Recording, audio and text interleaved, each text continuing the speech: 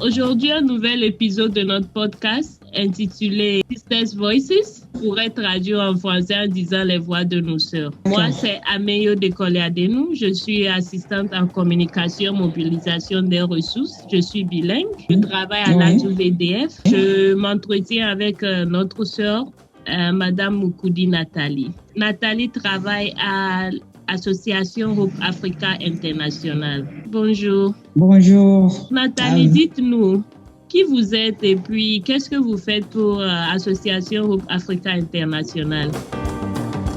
Je suis la présidente fondatrice de l'association et je coordonne aussi les activités, des projets en fait, des activités de toute l'association et des projets en particulier. Alors, est-ce que vous pouvez nous parler un peu de votre organisation? Mais l'organisation a été créée en 2006, au départ par moi, bien sûr, et après j'ai été rejoint par d'autres personnes qui ont sollicité, qui ont apprécié le travail que j'avais fait déjà au départ. Elle a été créée suite à mon combat que j'avais mené contre le père de mon fils, à l'époque, qui était commissaire de police, qui m'avait arraché le bébé à 7 mois. Voilà. Alors, il m'a enlevé mon bébé à 7 mois et j'ai porté plainte. En fait, je l'ai poursuivi au cadre de la police et puis 3 mois après, il était suspendu de ses fonctions pour 6 mois. Alors, avec cette victoire et tout, et comme ça avait fait un peu le buzz dans les journaux et tout ça, ça a fait que beaucoup d'autres femmes qui avaient suivi mon parcours, j'avais que 18 ans, hein, ça il faut rappeler que j'avais 18 ans quand je menais ce combat-là contre un commissaire de police, un commissaire central de police de surcroît. Donc, mon combat a fait que les autres femmes qui étaient presque dans la même situation que moi, voyant une petite fille, je sais pas, le petit poussé, comme je peux appeler, combattre le grand éléphant ou le lion, je sais pas comment je peux l'appeler, et avoir la victoire jusqu'à obtenir une suspension chez les policiers, dans l'armée, ce qui n'est pas aussi facile, a fait que j'ai attiré beaucoup de personnes et les femmes ont voulu se joindre à moi dans ce combat, pas seulement dans le droit de nous les femmes, les mamans, mais dans le droit de toutes des femmes. Et c'est comme ça que avec l'association, j'avais déjà mis sur pied, elles ont rejoint l'association et on a commencé d'abord à combattre le VIH. On a commencé d'abord sur la prise en charge des malades, des personnes vivant avec le VIH, parce qu'on a commencé avec la santé au départ. Mais après la santé, on a travaillé avec le PNUD dans le cadre du développement, la réinsertion des jeunes de DIA2. Après le PNUD, nous avons travaillé avec CARE. Donc, on a commencé avec CARE Canada, à travers CARE Cameroun. Après CARE Cameroun, nous avons travaillé avec le PNUD et le ministère des Affaires, le ministère de l'Agriculture, le MINADER, qui est le ministère de l'Élevage et puis du Développement Rural. Avec le MINADER, nous avons eu à produire 8400 poulets de chair. Ça veut dire c'était notre département qui avait été sélectionné dans le Cameroun, dans tout le Cameroun, pour la production et l'exploitation de 8400 poulets de chair. Alors, nous avons travaillé avec notre pays à travers tous ces ministères. Nous avons commencé après. On a eu des petits désagréments. Il y a eu la grippe aviaire qui est arrivée. Ça nous a décimé tous nos poulets et tout. On a traversé des petites difficultés, vraiment des difficultés. Il y a un point où on n'arrivait plus à prendre en charge les patients, les malades. Et au fil du temps, on a ajouté aussi le cancer parce qu'on se rendait compte qu'il n'y avait pas que les malades du VIH qui venaient vers nous, il y avait aussi les malades du cancer qui venaient vers nous. On a ouvert une rubrique cancer. Et le droit des femmes continuait. On continue à faire toujours les droits des femmes, mais pas de manière pas spécifique. C'est-à-dire c'était de genre sporadique. Quand quelqu'un vient se plaindre, on pouvait soutenir. Avec les partenaires avec lesquels nous travaillons, la Commission nationale des droits de l'homme du Cameroun, la cellule régionale du littoral dont nous faisons partie, les associations comme One Women in Politics à Yaoundé qui encouragent les femmes à adhérer dans la politique pour pouvoir faire entendre leur voix. Nous avons essayé de travailler avec toutes les organisations de défense des droits des femmes. Et avec toutes les plaintes que nous recevions, on s'est dit pourquoi ne pas faire un projet spécifique. Mais on n'avait pas de partenaire, on n'avait pas de financement par rapport à ça. La chance a voulu, pendant que nous étions en train de fouiller, nous étions en train de consulter Google, qu'on tombe sur AWDF. Là, on se dit, waouh, ça, c'est des gens avec qui nous voulons travailler. On va faire le premier projet, on va déposer le premier projet que moi, j'avoue, qui n'était pas bon. On n'était pas encore très bien aguerri, qui n'est pas passé. Mais l'année qui suivait, parce qu'on va déposer le premier projet en 2019 pour 2020, mais qui n'est pas passé. Et pendant ce temps, on était en train de se dire, on était en train d'étudier le projet. On a revu notre projet. On s'est dit, bon, qu'est-ce qui n'a pas marché dans le premier projet? Qu'est-ce qu'il fallait rectifier, tout ça. Avec l'équipe, nous avons travaillé sur le deuxième projet et la chance nous a souri. Bon, je ne sais pas si c'est la chance ou alors peut-être que nous méritions. Et ça, je préfère dire que nous méritions d'avoir ce financement et nous avons donné ce financement. Nous avons donné ce financement. Nous avons eu beaucoup de plaisir à travailler avec AWDF. Seulement, je ne refuse pas les autres organisations avec lesquelles nous avons travaillé en amont.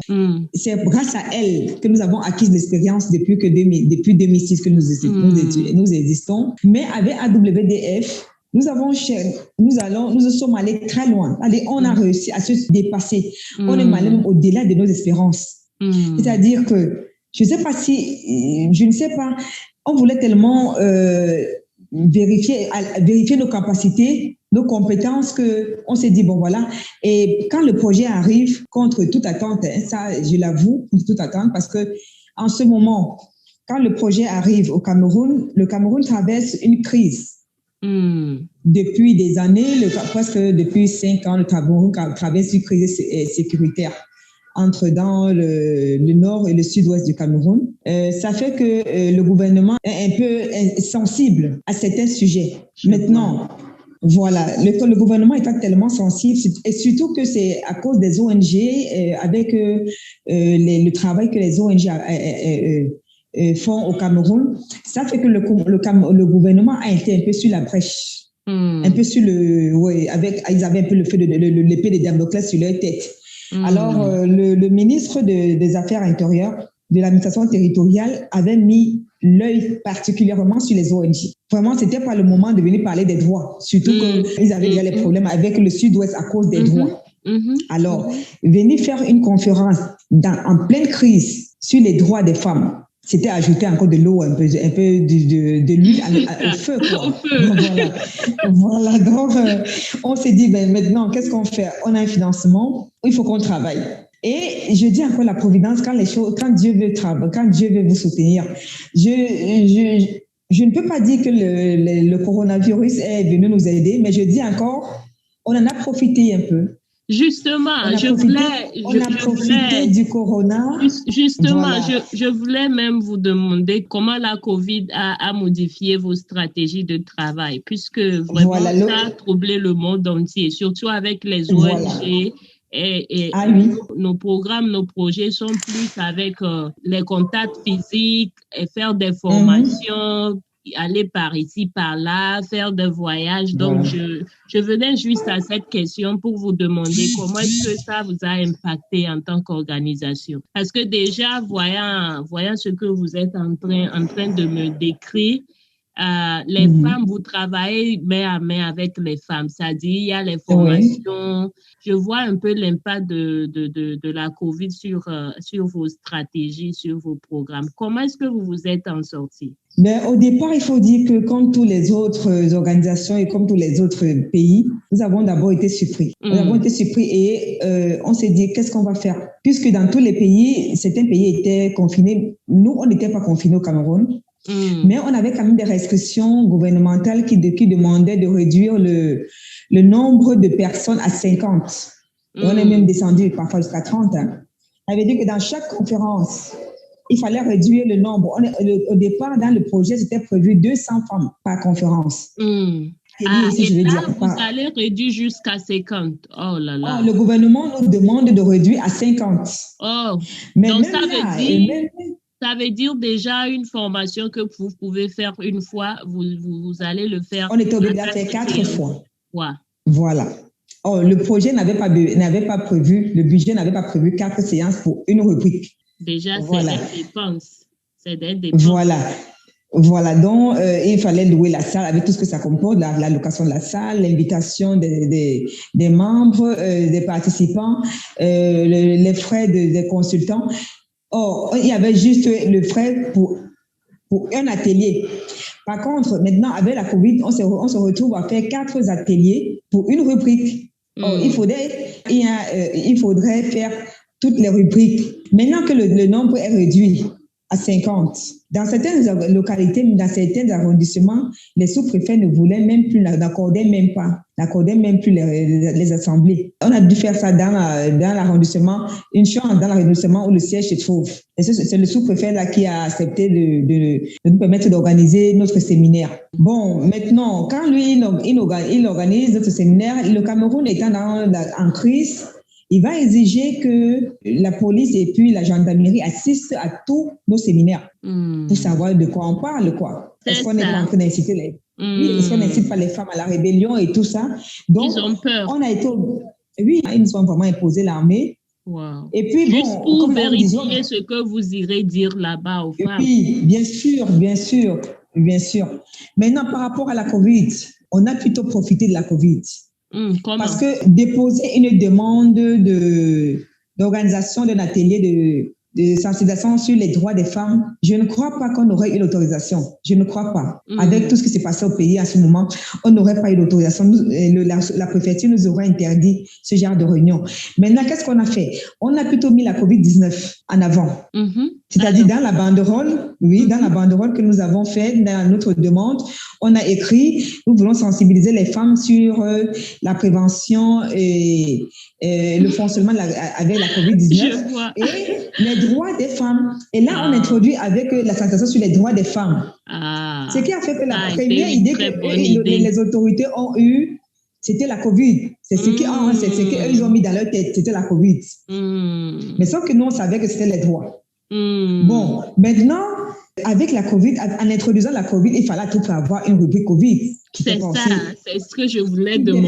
Qui n'était pas aussi budgétisé. On a dû saisir le chef de service de santé, on a dû saisir tous les hôpitaux, les directeurs des hôpitaux qui devaient travailler sur la COVID. Et ça tellement était très bien fait. Le chef de service est arrivé, il a parlé de la COVID.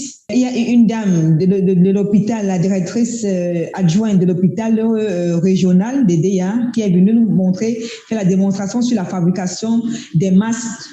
Et puis, comment laver le lavage, un bon lavage de mains. Voilà.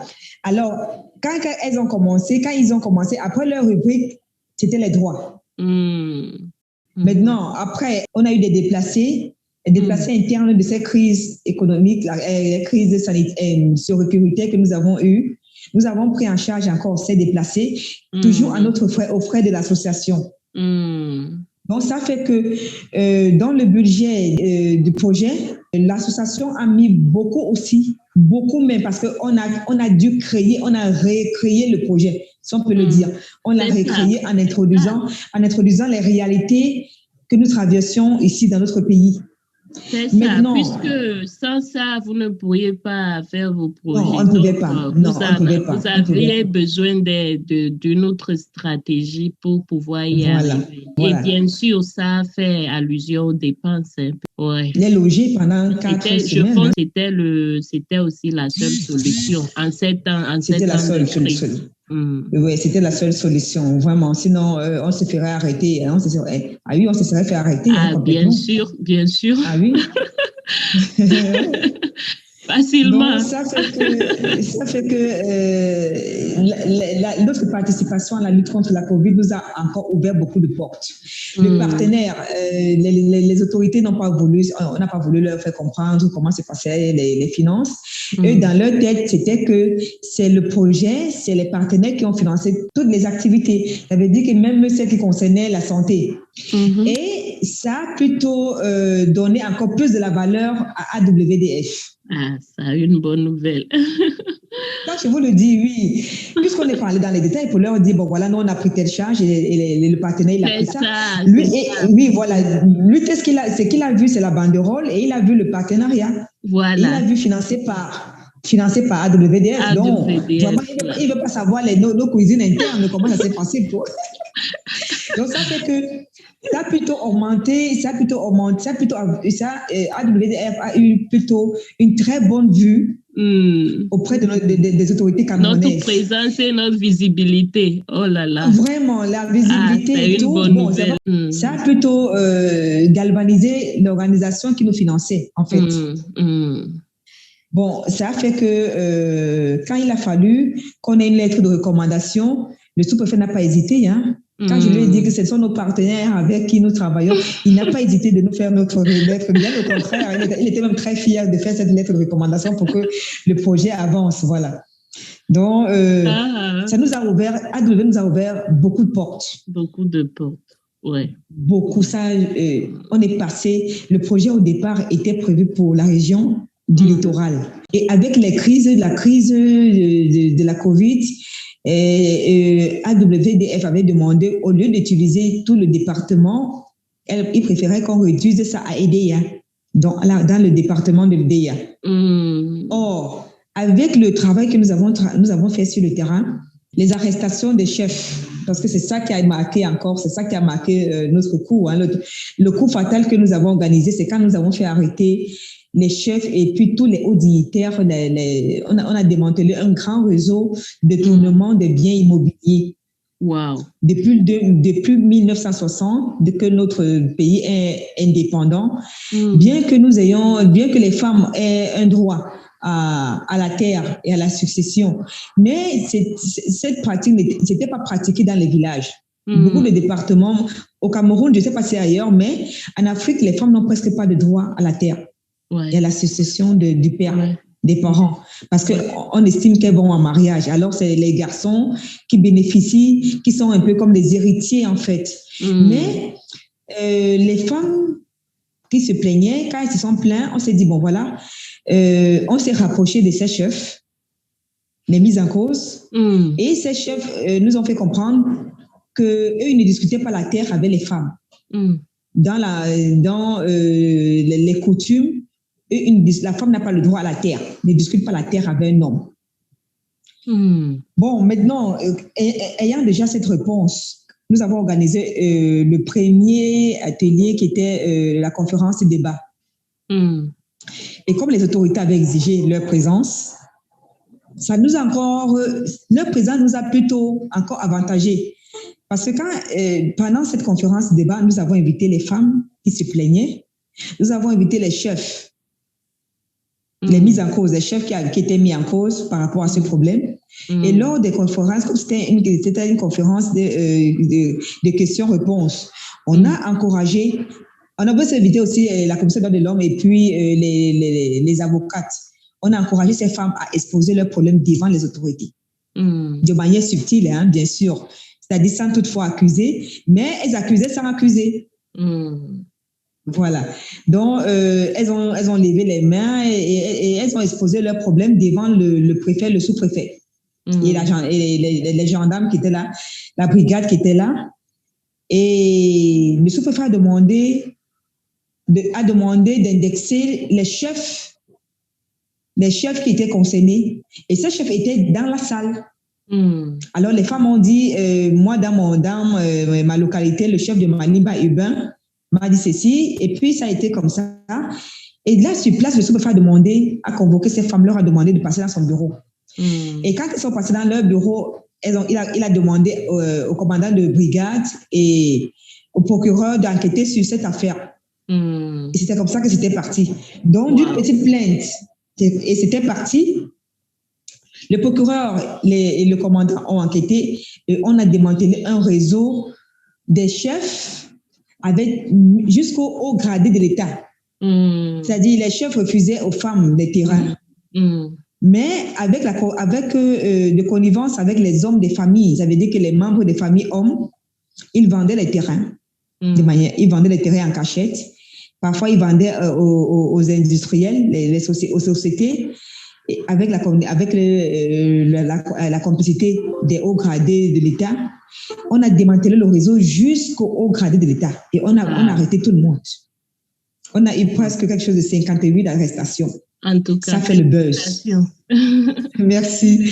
Voilà, je pense que le travail que vous faites vous inspire tellement et j'en suis très ravie. Énormément. Au point où je ne peux pas m'arrêter quand je commence à parler. Voyant votre départ en tant que jeune fille et ce que vous avez pu faire et maintenant aller jusqu'au point où vous avez maintenant une organisation qui s'occupe des femmes, qui prend en charge les femmes, les besoins des femmes, à l'émancipation, à être responsable. Déjà, c'est un grand travail. Et je vous en remercie vraiment. Et je suis aussi ravie de savoir que ADU-VDF était là et vous a aidé, vous a poussé jusqu'à un niveau que vous-même, vous n'avez pas imaginé. Alors, grand merci. De quelle manière les personnes qui vous écoutent peuvent aider votre organisation? On a tellement de besoins parce que la structure est en train de grandir. On est parti d'une région pour 8 régions. On est en train de couvrir tout le Cameroun. Ça fait que nous aurons besoin de beaucoup de soutien dans le cadre financier. Et vous êtes localisé où au Cameroun? Nous sommes localisés à Edea, dans la région du littoral. C'est une ville semi-rurale et semi-urbaine en fait. Ok, d'accord. Donc, on pourrait aussi dire que toute personne qui nous écoute, pour l'instant, comme vous venez juste d'avoir un site web, donc toute personne qui nous écoute pour l'instant pourrait aussi parler à l'ADU-VDF et mentionner votre nom pour dire que, ok, voilà, nous voulons soutenir Association Hope Africa International. Et de là, nous aussi, nous pourrions vous contacter et voir ce qu'on pourrait faire. En passant, je vais vous annoncer une très bonne nouvelle. OK. Toujours grâce à ADU-VDF qui m'a amené à me surpasser. J'ai réussi à ouvrir une filiale de notre Hope Africa International en France. Oh là là, félicitations! Voilà, bravo. Je suis très ravie. Merci beaucoup. Merci. Et surtout du courage. Donc, nous avons nos enregistrements, oui. Merci beaucoup. Bon, c'est pour dire que on va toujours plus haut, hein. Ouais, bien et sûr. On affronte toujours les défis. Vous n'avez pas le choix, hein, en tout cas. Vous n'avez pas le choix. Je suis désolée, vous n'avez pas le choix. Bon, voilà. Donc, c'est ça. On a eu notre enregistrement le 6 mai. Que nous avons été enregistrés officiellement en France. Félicitations. Merci beaucoup. Merci. Ça a été vraiment un grand plaisir de parler avec vous. Cette conversation m'a tellement donné plus d'idées sur ce que vous faites, ce que vous endurez, vos défis, vos histoires de succès. Ça a été un grand plaisir. Je connais mieux sur vous, je connais mieux sur votre organisation, je comprends plus vos programmes. Et vraiment, grand merci d'être venu. Et on sera très ravis de vous avoir une autre fois pour un nouvel épisode. C'est moi qui vous remercie. Et merci encore.